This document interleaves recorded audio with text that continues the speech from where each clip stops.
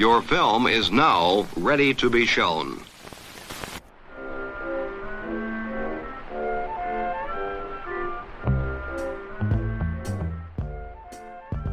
Good morning.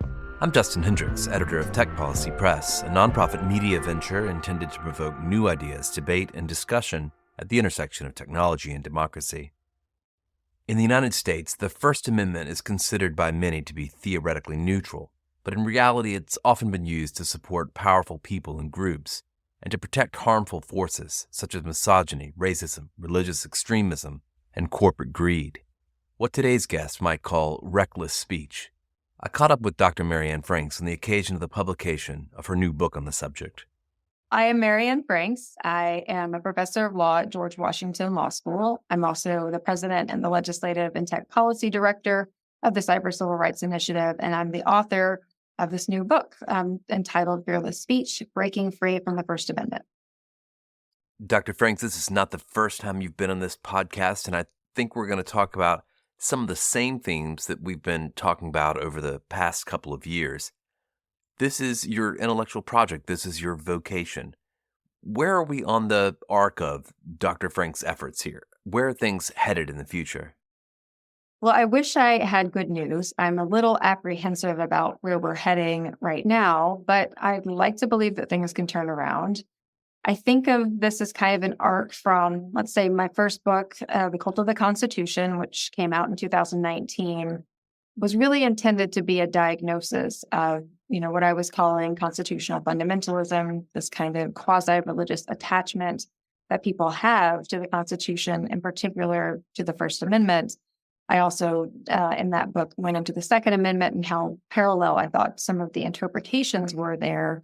These very excessive, absolutist, individualistic takes that were really eroding democracy. And what I am hoping that this new book does is takes the next step with regard to free speech and says, let's really zero in on what's going wrong with the First Amendment, how little it actually does to protect pro-democratic speech, how much it does to defend anti-democratic speech, and try to think through something that is better than that. And I mean that both in the sense that we are hopefully taking away some kinds of lessons for the legal doctrine, different ways to interpret the First Amendment, different ways to critique cases, but also just to stop letting every conversation about free speech be dominated by this really legalistic, reductionist view that really is the First Amendment. So I'm hoping that we can start doing that, start acknowledging how things have gone pretty badly, and then start to repair it.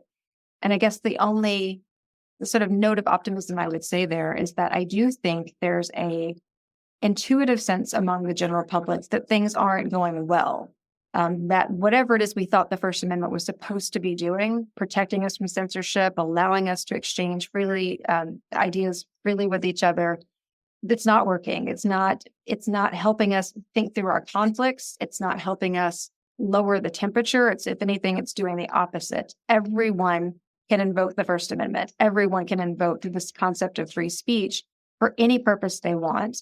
And it doesn't actually keep people from being censored or punished or repressed or any of that. So I think there is a general sense of dissatisfaction, which hopefully can lead to critique and then something better in its place. So we're going to get into what you mean by fearless speech as opposed to free speech. But I want to just pause on this diagnosis. You say in the prologue, as you just said here, this is a book that takes speech seriously, and as such, it is about speech first and the First Amendment second. The dysfunction of current American free speech discourse is largely attributable to the inversion of that order. How did we get to this moment where things are so inverted? I think there are multiple factors, and one of them is what I referenced before, that kind of fundamentalist tie that many people have to certain rights. And where does that come from? Well, it comes from the kind of collective idealization we have of the Founding Fathers, even that term, right, the Founding Fathers, and that they are treated as these kind of semi-divine beings. We're taught as children that America is this very special story, almost divine, or really thought of as a divine story. And so the Constitution, the First Amendment, those things must also be divine in some ways, or kind of elude reason and are this higher register. So I think that's the underlying basis, that you have this tendency towards fundamentalism that is reinforced through the way that we educate children, the way that we all grow up thinking about the specialness of the United States.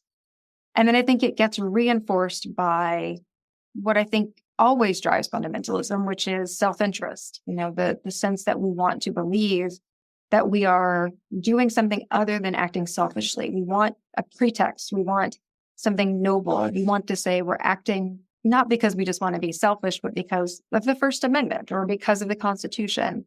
So I think that's another piece of it. It's a story that we tell ourselves to try to get the results we want, is to say, oh, it's not me that's causing this result. It's the First Amendment. It demands that this thing happen.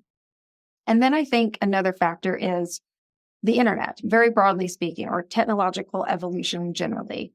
Because so much of what happened in the early 90s and the 2000s, with the major players moving in the tech industry, which have really hijacked, I guess to use a pejorative sense, this language of free speech and tell people free speech is going to happen online, like it's never happened before.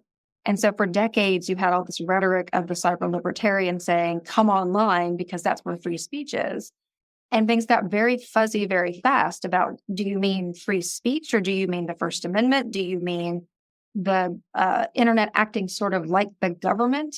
What does that really mean? And I think the tech industry, especially as it became more profit dominated, really just leaned into all that ambiguity just to sort of offer this product to Americans and say, this is where free speech happens. And so don't ask a lot of questions, just sort of feel the fact that you get to post on Facebook. Isn't that amazing? And it's for free. So there's multiple meanings of free being traded here. And this kind of what I call in the book, this consumer's conception of your constitutional rights. Here's a product that lets you feel like you are expressing or enacting one of your liberties. I think that's a big player in all of this. I want to come back to the behavior of the social media platforms and the perspectives, it would appear, of some of the largest oligarchs of running these platforms, like Elon Musk and Mark Zuckerberg. But the book is replete with different examples of, I guess, free speech absolutism resulting in very strange outcomes, or at least strange to folks who I think would look at things in a more straightforward way. I want to come to one example that you point out in the book, this case, Counterman versus Colorado, which I thought was one in particular that really sort of brings to the fore just how strange a lot of this First Amendment thinking can be ultimately in practice. Tell us about this case. Yeah, and Counterman is really one of the most, I think, dramatic illustrations of how things have gone terribly wrong under the First Amendment. And the case starts as a stalking case, or it is a stalking case. You've got a musician in Colorado who is thriving. She is on her way up. And there's a person that she doesn't know who starts to contact her obsessively through Facebook. And she's got, she has a Facebook page. She allows people to message her because she is an up and coming musician and she'd like to stay in touch with her fans. But this person is writing really disturbing messages. And again, she doesn't know who this person is. And he's writing things that seem to indicate that he is following her. He's talking about the clothes she's wearing or who she's with or what vehicle she's in. And so she tries to block him. And over and over, every time she blocks him, he just creates a new account and just messages her again. And this goes on for years and years and years. And she becomes so worried that this person is going to show up and do something harmful to her because some of his messages seem quite violent, that she stops performing, that she withdraws from her work, from her art.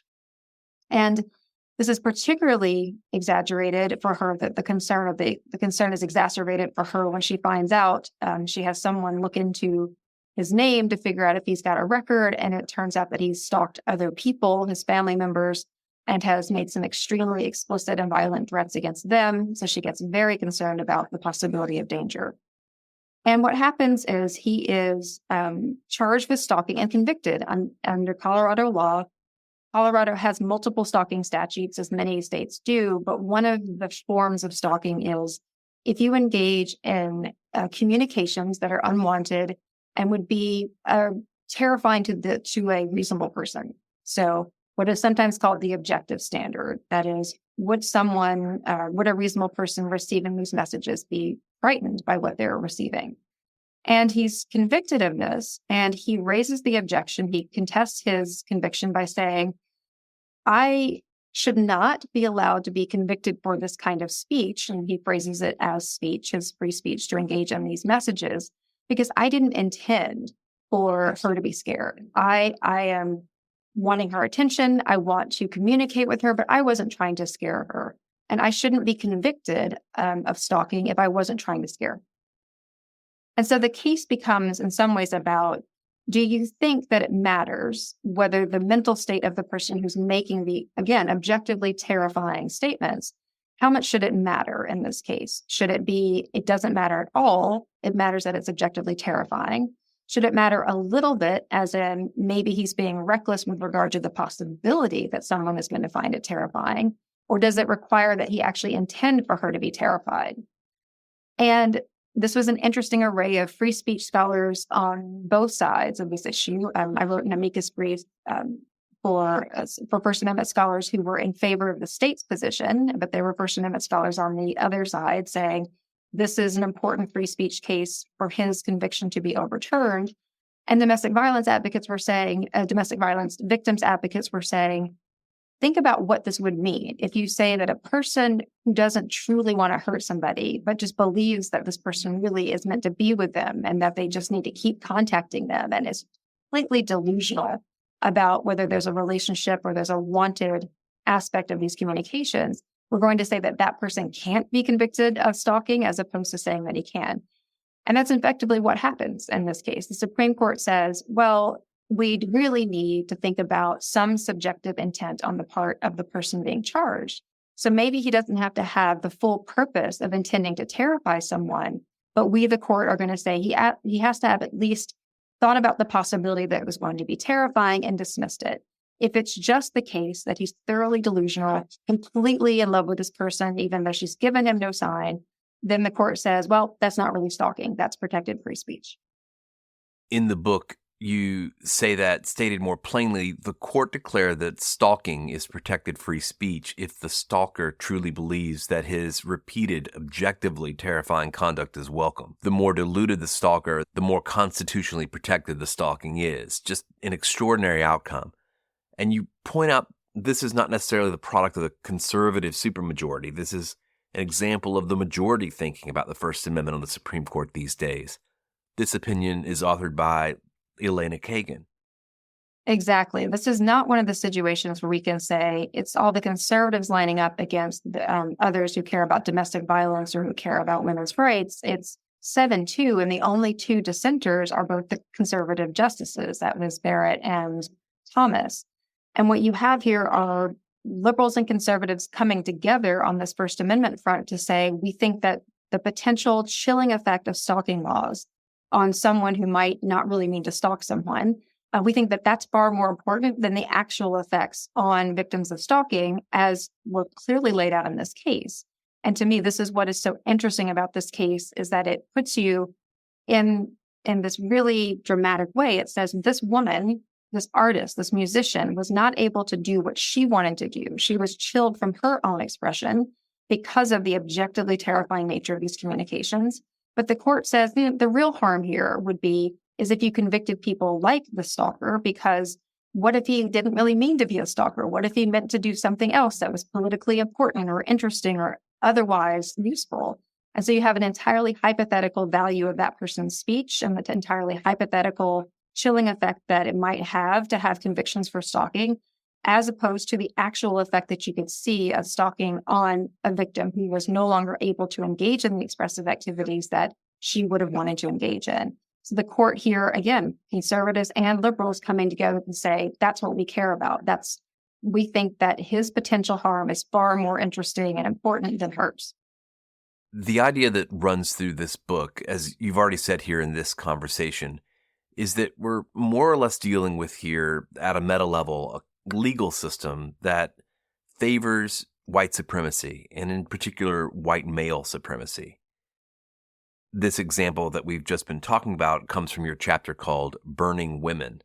And there are many other examples throughout this that correspond to racial dynamics You get into scenarios that involve fights between far-right extremists, white supremacists, events like the Unite the Right rally in Charlottesville and some of the events that occurred around it, many other examples that fit that mold.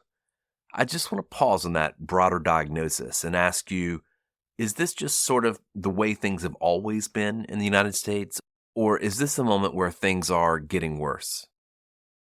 It may be both. It may be that there is a version of this that has always been true, and it might be that it's getting worse, partly because we've convinced ourselves that it's not true.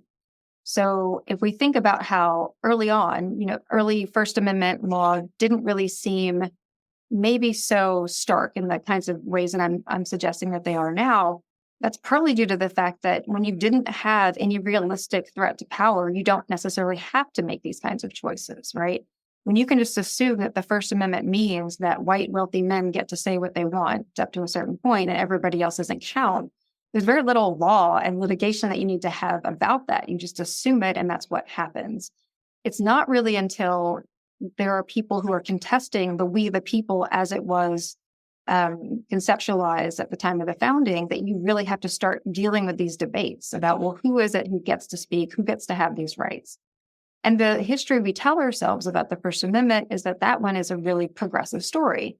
The First Amendment is the means by which those people who weren't included get to fight their way into that kind of protection. And my suggestion is that that's not really what history shows us at all, because when you look at the most revolutionary, radical speech that was trying to advocate for racial or gender equality, what you see is oppressive crackdowns, not just by private citizens, but also by the government. And the First Amendment's got nothing to say about that.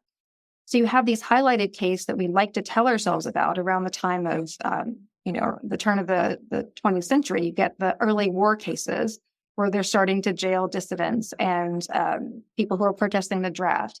And we talk about that like it's a story of progress. But if you look at those cases, all of those people protesting were jailed, right? They all lost. And it wasn't until you get to the 1960s that you actually see the so-called sort of expanded version of the First Amendment really coming into play. And I would suggest, not coincidentally, that's when you start to see the people who are invoking it are not the communists and the people who are protesting the war or the women who are arguing for suffrage. It's the KKK leaders, right, who are saying, we really need more free speech. And suddenly the court says, you know what, that's right. They really should. And trying not to, for those who would sort of ignore the fact that the history travels in this direction and say, well, it's just incidental, that it just so happens that in the 1960s, that's where we got it. It was the KKK leader, that's not intentional. I don't think that is a plausible interpretation. There's a reason why the court was suddenly willing to be more maximalist with the First Amendment than those cases, which is not to say that there are not some really important First Amendment civil liberties, civil rights cases. It's merely to say that by and large, stepping back, structurally speaking, the First Amendment comes into its greatest force and power when whatever is being said is something that either supports or does not at least contradict white male supremacy. And the times at which the First Amendment is weakest is whenever the speech in question is challenging any aspect of racial patriarchy. So from burning women to burning the public square, let's talk about social media platforms themselves. You spend a good amount of time, unfortunately, thinking about Elon Musk and what he means to these issues. You're kind of arguing that essentially the tech industry, the tech platforms, have implicitly pitched in with this general approach, thinking about free speech in the United States. That means that fundamentally they are also in service to this broader culture of white supremacy, of white male supremacy. How are you thinking about people like Elon Musk and Mark Zuckerberg and their views on free speech at this moment, just on the eve of this election? Well, it's incredibly concerning, right? And the Elon Musk problem, just to stick with that for one moment, is such an extraordinary one because it's not as though prior to Musk's takeover of Twitter, that things were going well. It's not as though the tech industry was being particularly nuanced or invested in actual democratic discourse or trying to provide an actual public square. And all those things are false, is what I'm suggesting, is that the situation was already really bad. What we've really got is a bunch of corporate, really large corporations that are saying to themselves, right, we are providing these services not because we're interested in democracy and freedom of speech, but because the more people speak online, the more money we can make, and the more we can convince them that any decisions that would inhibit speech online would be censorship, because it feels like censorship to them now because we have offered them this really compelling product. So I think that was the situation before you got the bad turn, the worst turn, I guess you could say, with the Musk takeover. In some ways, some people watching the evolution of Twitter to X would say, well, it went from being a free speech platform to being Elon Musk's playground. And he's betraying the principles of free speech that Twitter used to have. And I would say, no, he's masked off, certainly, but he's essentially acting out exactly what you would expect, because in many ways, the tech industry does emulate the way the First Amendment has played out, which is, once again, the most powerful protections are for those who are going to support, reinforce, or at least not contradict the power of men over women, the power of white over black. That's what this is about. And the fact that Musk is so transparent about it, and that he's so self-centered about it, that he makes it really about him, right? Literally will get on his own platform after saying, I want to provide a new public square. I'm really going to be committed to free speech, and then say, oh, you criticize me, you're off my platform. That it's so transparent with him and that he has no shame about that is new. That's different. But that is essentially what every free speech absolutist really is when you scratch the surface. They mean, I want free speech that I think is okay, and anything that's criticizing what I think is okay, or me personally, is not free speech and will get booted out. And where do you situate Mark Zuckerberg in this? I mean, he's not quite the same as Elon Musk.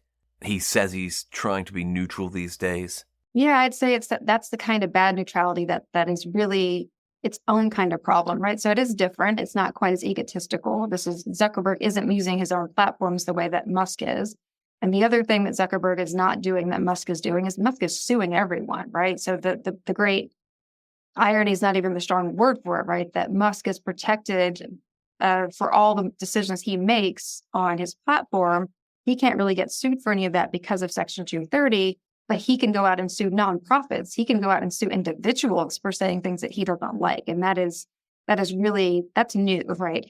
Zuckerberg is not quite like that, right? This is someone who's trying to more or less toe the middle line. But you think about the impact that Facebook has had on public discourse, when you know the extent to which Meta's products have actively fueled so much disinformation and so much harassment and so much exploitation. And that time and time again, we know from whistleblower documents and other evidence and reporting on this, that they've known about it. They knew they could adjust it. They know that they could do better. And every time they chose profit first. And at the same time have said, why don't you trust us? And you should keep trusting us no matter how many scandals go through, because we don't think anything's actually going to happen to us. We're not going to get regulated. And they've been right. That's the gamble that has paid off for them, for many years now.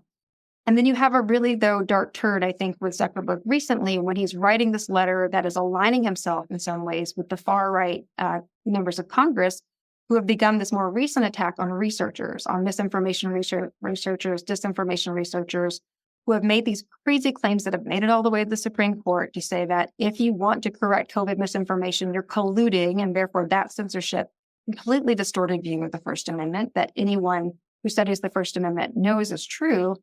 And Zuckerberg could have just stayed out of that because this isn't something he has to involve himself in, but he decides to write a letter where he basically says, oh yeah, actually all that's true. The government was trying to pressure us. They were trying to make us censor information. It's so awful that we were put in this position. That's a bad turn. That's a new development. And it's almost certainly that he's hedging his bets about what's going to happen with the next election, but that is a really terrible sign. It almost seems to me like with him, he's retreating to a place of comfort. He never wanted to believe that this invention of his had been more harm than good in the world. To some extent, it might be more comfortable to imagine that all these folks who are telling him that the platform is contributing to these societal harms, that on some basic level, they were wrong.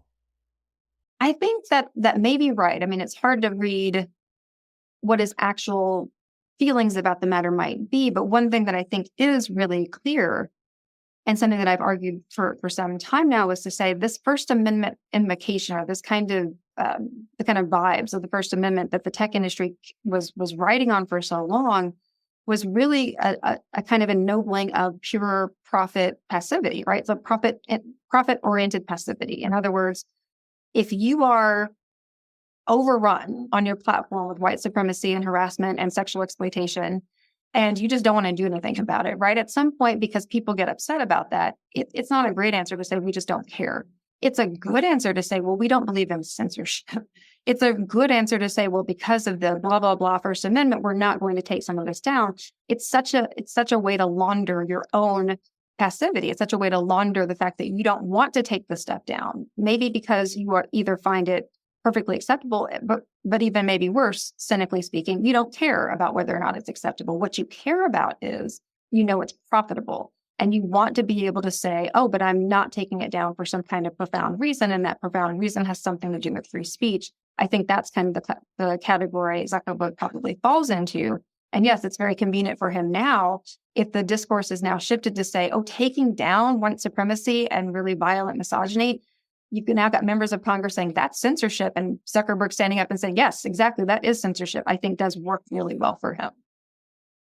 We talked about how that diagnosis intersects with today's technology landscape.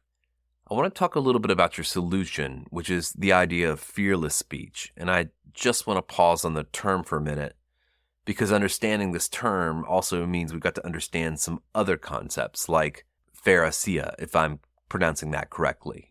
Tell me, what does the listener have to know what you mean by fearless speech? Yeah, so where it originates from, to give some background on this notion, and it's been a while since I've studied my ancient Greek. I think the pronunciation is parousia, but I could be wrong about this, but this is what I'm sticking with. And the concept there, and the reason why I find it so compelling is because we get a lot of our best ideas from the Greeks. And so when we think about what is it that the Greeks had imagined when they were speaking about this right that we now call freedom of speech. And the concepts, there's a couple of different Greek concepts that they used to talk about different aspects of freedom of speech in a democracy. And I'll set the other ones aside to focus on parousia. This is a word that can get translated as free speech, but the French philosopher Michel Foucault, who was kind of riveted by this concept, did a whole series of lectures where he says, really, when you see what they're talking about here, they don't mean free speech in the sense of everybody can say what they want with no consequences. What the Greeks are really getting at is a concept of speech that says, essentially, fearless speech, instead of free speech, a fearless speech, meaning people who speak meaningfully to those who are more powerful than they are, and not only speak to them, but speak to them critically, and by doing so, put themselves in danger. That is, the speaker, him or herself, is speaking to someone with more power and is criticizing that person with more power. And the gloss that Foucault puts on this concept is to say, this is what's really essential for democracy. It's not letting people just say whatever they want. It's how much do you support the idea that people can speak out against those who have more power and criticize them for their injustices and their abuses. That's the measure of democracy. That's the measure of actual freedom. And I want to use that concept to say that would be it's richer and more interesting and more nuanced as a framework for thinking about freedom of speech than our very reductionist view of free speech that we get through typical First Amendment civil libertarian rhetoric. So you've got some examples of folks who you think are profiles in fearless speech, a range of names that get mentioned here. The focus on Elizabeth Freeman, Daisy Bates, Dorothy Thompson, William Baird. Which one are you thinking about today, if I asked you to meditate on one of these individuals? That's a hard question because there's so many, there's something unique about each of them, and that's the reason why they're included. And I should say, too, it's, in the section of the book where I give these profiles, I give them sort of the longest amount of attention or the most sustained attention. But throughout the book, there are multiple examples of fearless speakers that I also want to say, maybe to hold up as models.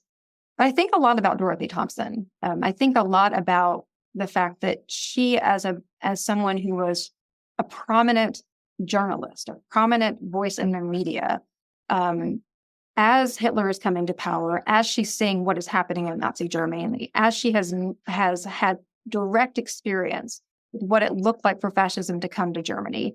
And she's back in the United States because she gets expelled from Germany because Hitler is so angry at the things that she has said. She calls him a little man, right? She's expelled from Germany, and she's trying to get Americans to care about what is happening. She's saying to them, you may think of this as kind of a Jewish issue, but it's not. This is about our humanity. You don't realize how much of a threat this person really is. And then there's this extraordinary moment that is, I think, so relevant for our time when you've got this rise of anti-Semitism at home, right? You've got these people who are so fascinated by the Nazis that they're basically trying to be Nazis in America. Now, you can see why it is that I think this is a particularly relevant moment in history. You've got this huge gathering in Madison Square where all of these Americans are showing up voluntarily to essentially become or to praise Nazism. And Dorothy Thompson is outraged by this. She can't believe that this is happening on her own shores. And I just love the scene that I try to give it as much credit as I can, or try to describe it in as much detail as I can in the book, where she's on her way to some other fancy event. She's wearing an evening gown. She's very regal, and she stops off at Madison Square. And there's all these police out that are trying to keep counter protesters away. So the people who want to protest the Nazi rally are being kept away. She's able to get inside because she's got a press pass, and she's muscling her way in there.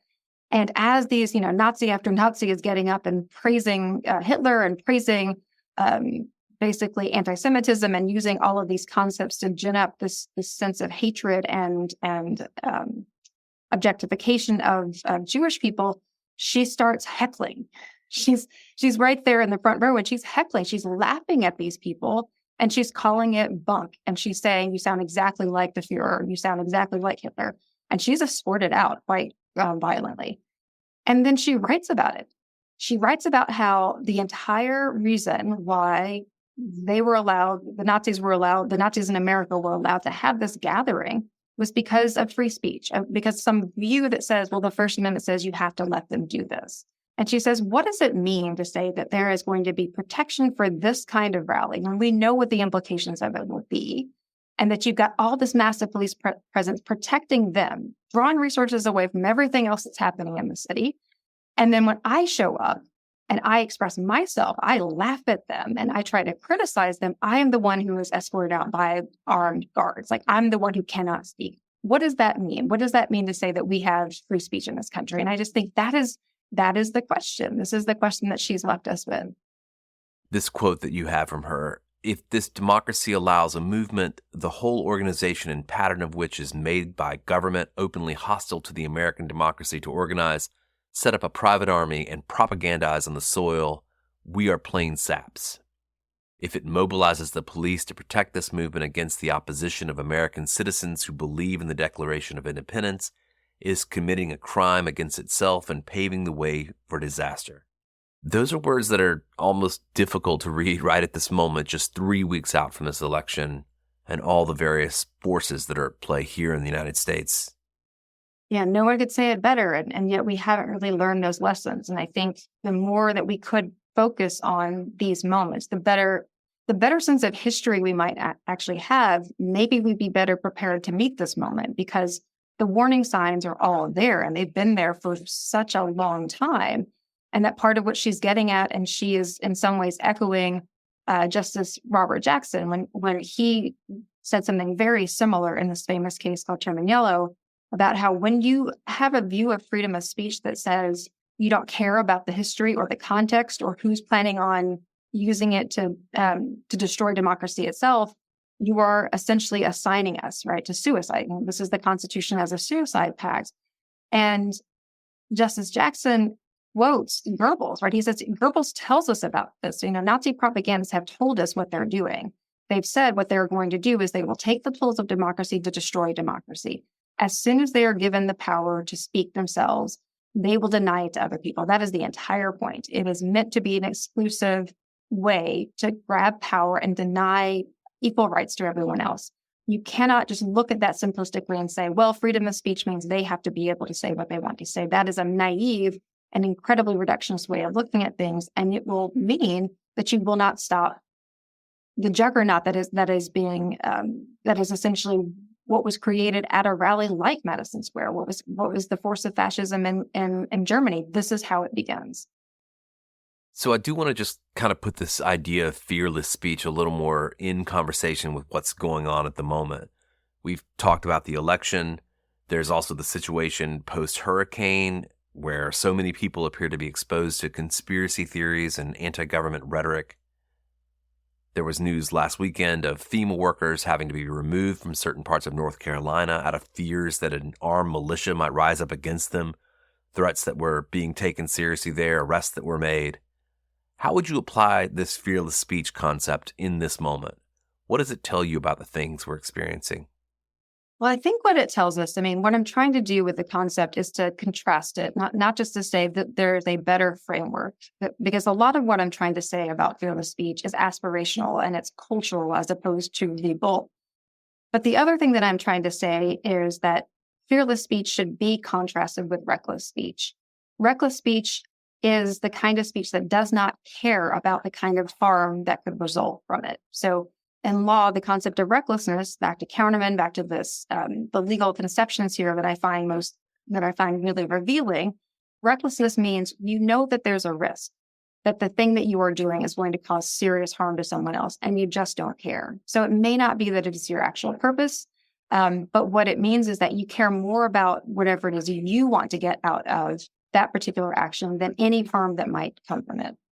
And what I suggest in my critique of many of the social media platforms and many of the First Amendment cases that have come out in favor of people like Counterman is to say what you're really doing here is you're prioritizing recklessness. You're saying that the boldest and the most interesting or most in need of protection kind of speech we have is this kind of reckless speech. It's KKK leaders and it's neo-Nazis and Skokie and it's Counterman.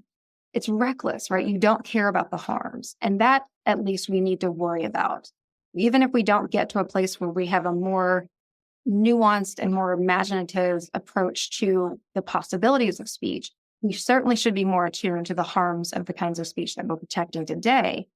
When you have really, really constrained notions of harm, really narrow concepts of things like incitement, you get exactly the reality you're describing now, which is that you are just letting conspiracy theories proliferate in a way that will get people killed.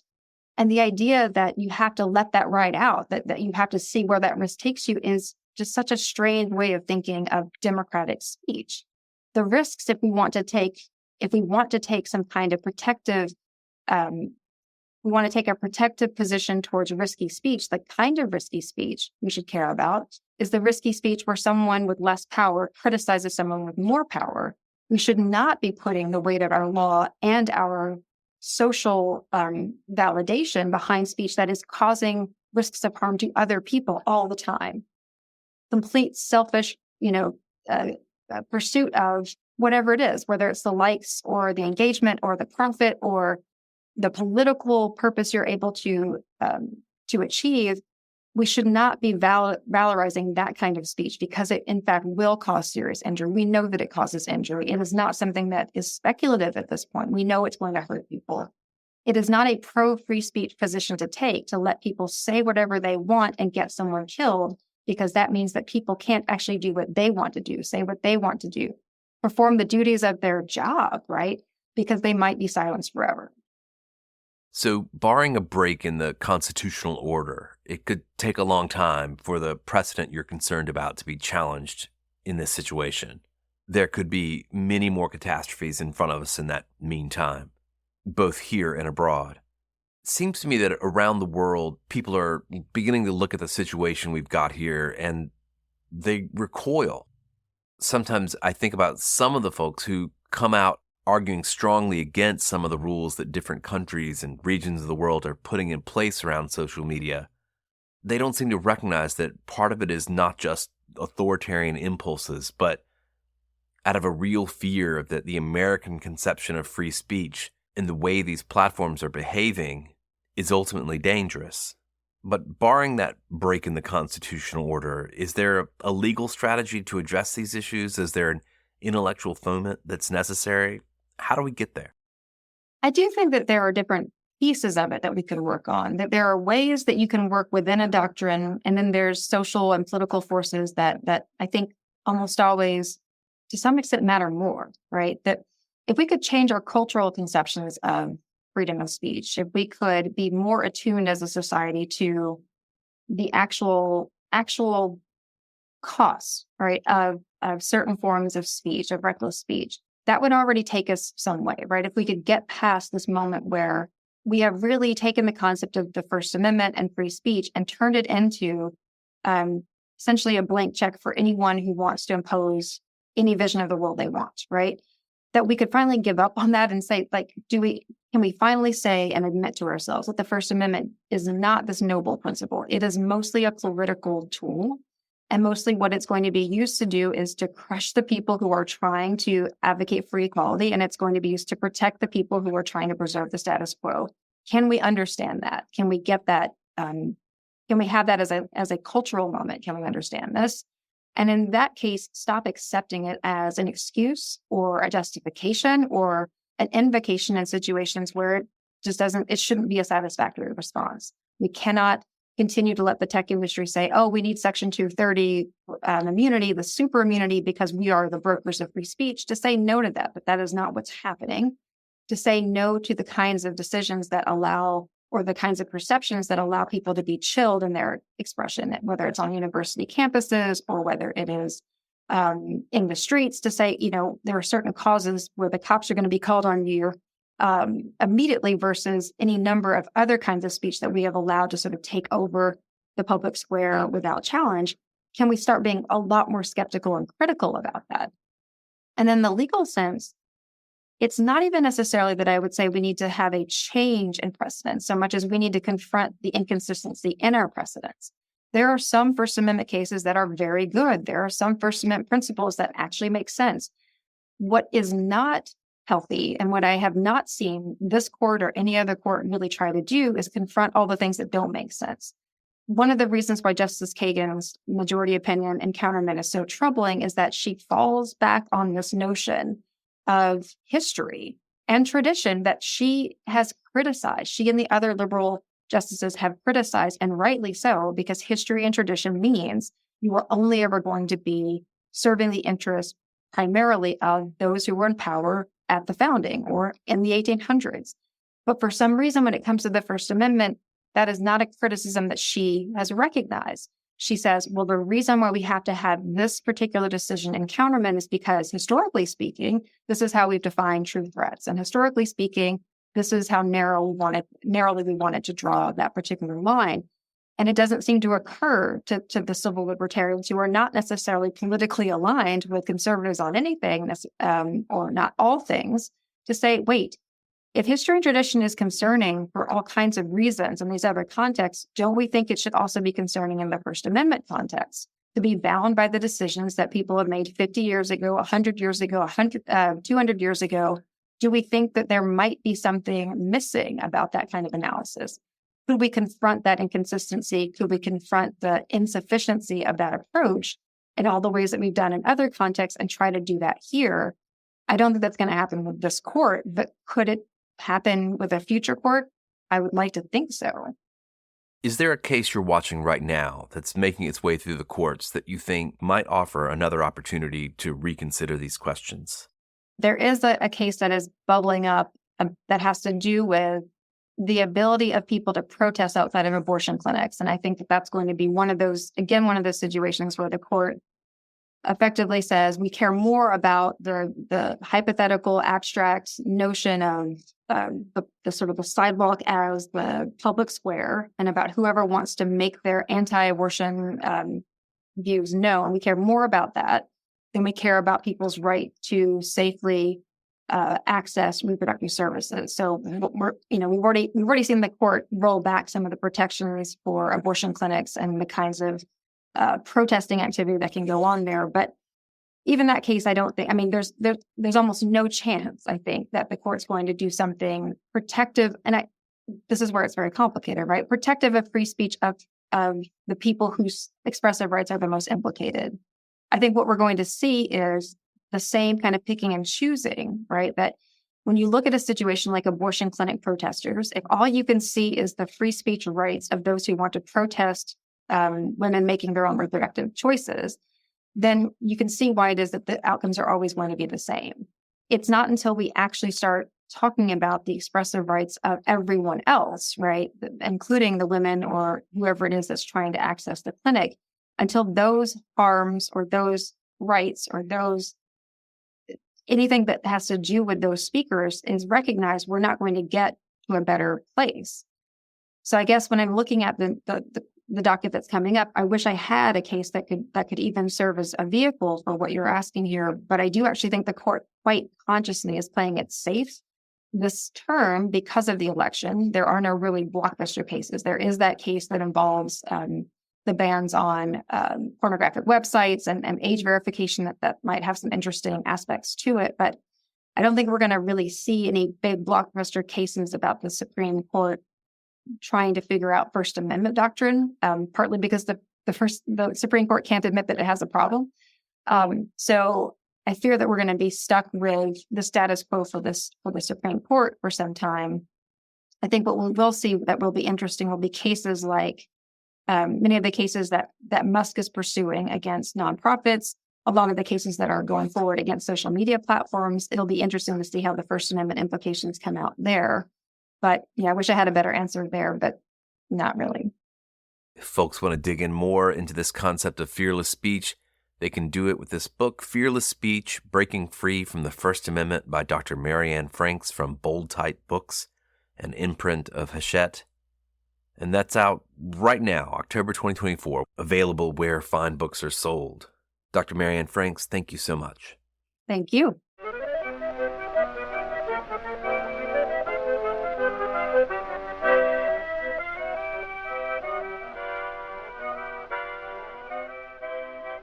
That's it for this episode. I hope you'll send your feedback. You can write to me at justin@techpolicy.press. Thanks to my guest. Thanks to my co-founder, Brian Jones. Thank you for listening.